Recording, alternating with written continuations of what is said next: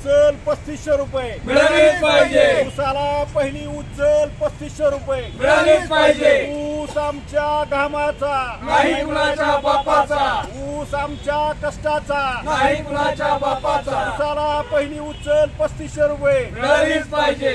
एकच गट्टी राजू शेट्टी, एकच गट्टी राजू शेट्टी, स्वाभिमानी शेतकरी संघटनेचा। आम्ही ऊस उत्पादक शेतकऱ्यांचं निवेदन घेऊन आज सर्व स्वाभिमानी शेतकरी संघटना इथे त्या ठिकाणी आलो आणि त्या ठिकाणी शेतकऱ्यांना ऊसाला हमी भाव या ठिकाणी शेतकऱ्यांना द्यायला हवा होता, परंतु गेला आम्ही निवेदन देऊन सुद्धा आदरणीय राजू शेट्टी साहेबांनी येऊन सुद्धा निवेदन देऊन हे प्रशासन काय करायला लागले हे समजायला कारण नाही। मग कारखानदाराच्या बाजूने आहे का शेतकऱ्याच्या बाजूने आहे हे कळायला कारण नाही।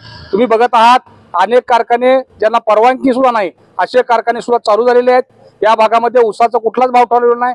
आमची एकच मागणी आहे की या कारखान्याने प्रत्येकाने ऊसाला 3600 रुपये दर दिला पाहिजे ही मागणी घेऊन आज या ठिकाणी आम्ही आज जिल्हाधिकारी निवेदन दिलेलं आहे। येत्या 2-4 दिवसामध्ये जर आमच्या मागणीचा विचार नाही झाला तर आम्ही शेतकरी संघटना हातामध्ये रुमणं घेऊन या शेतकऱ्याचा ऊस त्या कारखान्याला जाऊ देणार नाही। ते ऊस तोडणी बंद करू आणि या कारखाने बंद करून टाकायचं काम आम्ही आज या ठिकाणी केलेलं आहे। आताच आम्ही जिल्हाधिकाऱ्यांची भेट घेऊन जिल्हाधिकाऱ्याला सांगितले की गेल्या 5 तारखेला आम्ही जिल्हाधिकाऱ्यांनी भेटून आदरणीय राजू शेट्टी साहेब स्वतः या ठिकाणी आले होते आणि त्यांना भेटून आम्ही निवेदन दिलं होतं की ऊस उत्पादक आणि शेतकरी आणि कारखानदार यांची संयुक्त बैठक ठेवा, परंतु कुठल्याही प्रकारचा या ठिकाणी निर्णय प्रशासनानं किंवा कारखान्यांनी घेतला नाही। आज अनेक कारखाने असे आहेत की त्यांना साखर आयुक्ताची परवानगी नसताना सुद्धा कारखाने चालू आहेत आणि कारखाने चालू करून शेतकऱ्यांना कुठलाही भाव ठरवलेला नाही। आज बघितलं तर उदाहरण म्हणजे बीबी ठोबरे यांचा कारखाना आहे, त्या ठिकाणी 3500 रुपये द्यायला त्यांना काही हरकत नसताना सुद्धा त्यांनी कुठल्याही प्रकारची भूमिका न घेता ऊस कारखाना चालू केलेला आहे।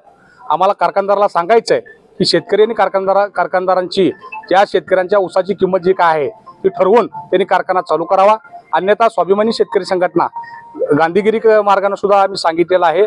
आता शेतकऱ्यांना हातामध्ये ऊसाचं